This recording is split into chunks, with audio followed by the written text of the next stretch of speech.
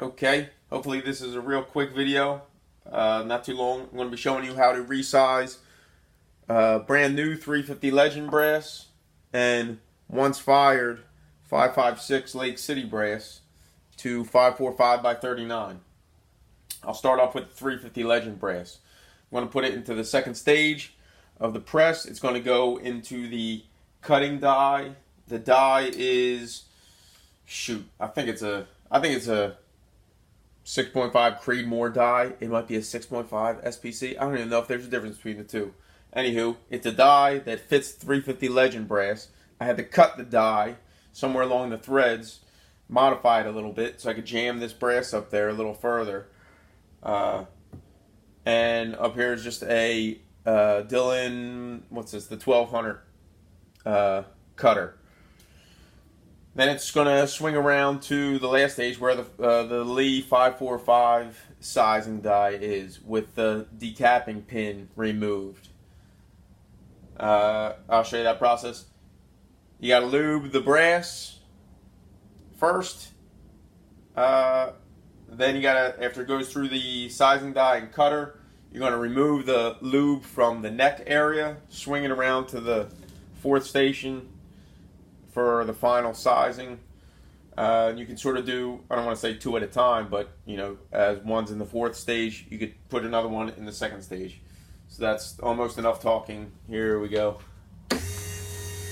First part, it's going up. You're going to see me jam the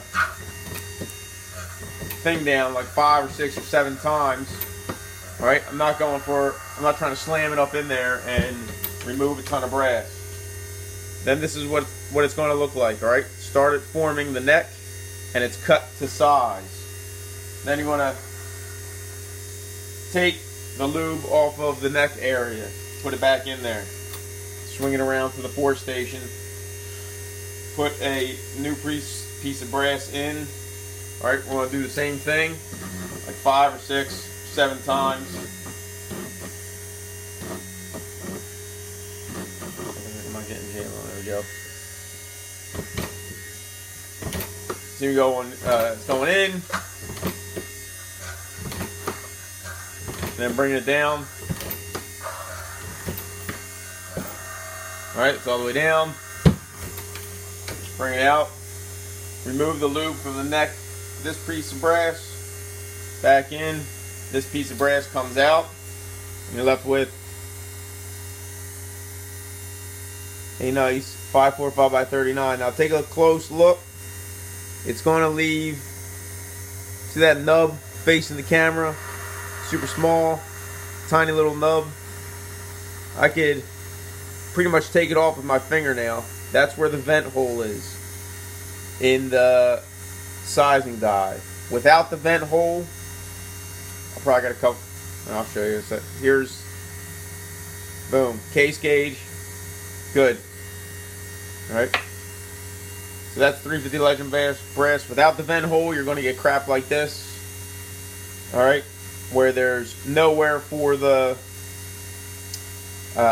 air to escape, really, so you end up just crushing the brass. It's either going to fold in, something like that, or up towards the shoulder, it starts folding in. Way better, way easier with the vent hole. So I'll rip through a few of them of the 350 Legend brass. Again, this is brand new brass from Starline. Usually I'll have a vacuum hooked up to this when I'm going through a lot, but right now this is just for show. And there's our brass. You can see again that nub, and I basically take it off with my fingernail. That's weird. Or it's going to come out in the stainless steel tumbler. Right, when I tumble these. Let me throw this last one through there, then I'll show you to do the 5.56 Lake City.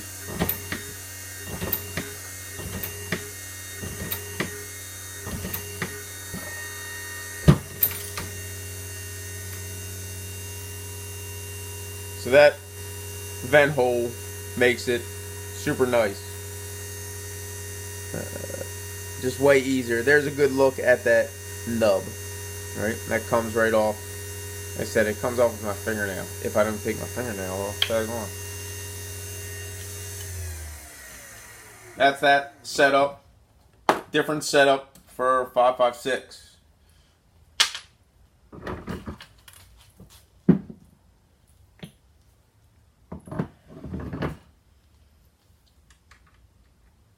But same sort of process. All right, I've got the 5.56 brass lubed up. This is once fired brass. Let me plug this jobby in. Good. It's going up into a 300 blackout size and die, cutting die. Then it swings around, goes to 243 die. Then it goes into, I just started out, before I had the lead dies, I started out with the RCBS die. And that does okay. That's good enough. Prefer the Lee. Alright, so this is going up into the 300 blackout die. Now I can jam this in there because this is a more heavy duty cutter. Alright, this is what it's going to look like going through, oh crap, this is what it's going to look like going through the first stage. Usually I'll have a drill with a chamfer and deburring tool going right alongside of this. You're going to need to basically deburr that inside before you go to the next step. You don't have to wipe any lube off. I'll throw that there. I'm going to put a new case into there, jam it right up in there. You can go pretty aggressive with the 1500 trimmer. Like I said, I usually have a drill, taking that chamfer. I don't know what the heck I'm doing. Am I chamfering or deburring? I don't know. New brass. All right, when you right after you chamfer and deburr it, you put it back in, and you're going to swing it to a, we'll say a modified 243 die. What you're doing when you're using that chamfer deburr tool, you're taking that ring of brass from inside there out.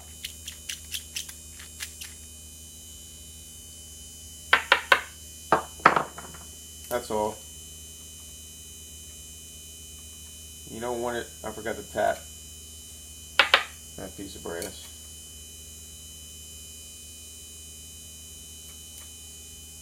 And then here's the final piece.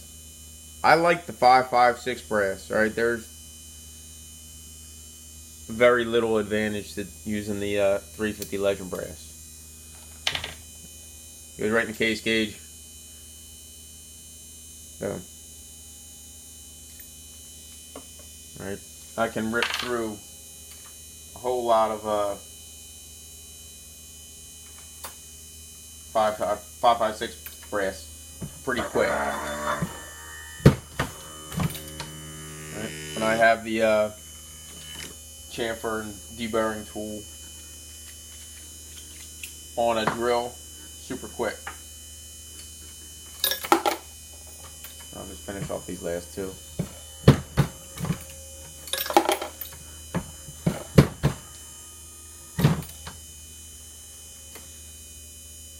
That's it. That's 5.56 brass and 350 Legend brass being resized. It's a piece of cake. If you got stuff happening, give me a sec. If you got weird stuff happening where you're not getting, if you're doing this, if you're doing stuff like that, all right, you're doing wrong. All right, bad. You're gonna need to, possibly invest in some type of unique setup. You're not gonna just be slamming 5.56 brass in your 5.45 die and hoping that it comes out. All right, you gotta kind of do it in stages and think about what you're doing in each stage. Are you going to need to remove case lube? you're going to need to put more case lube on. So it is a little bit of a mad science, but once you get it going, it's pretty easy. Once you develop a method, you can see you can rip through a whole bunch of them real quick. Thanks for watching. Dang, this is longer than I thought.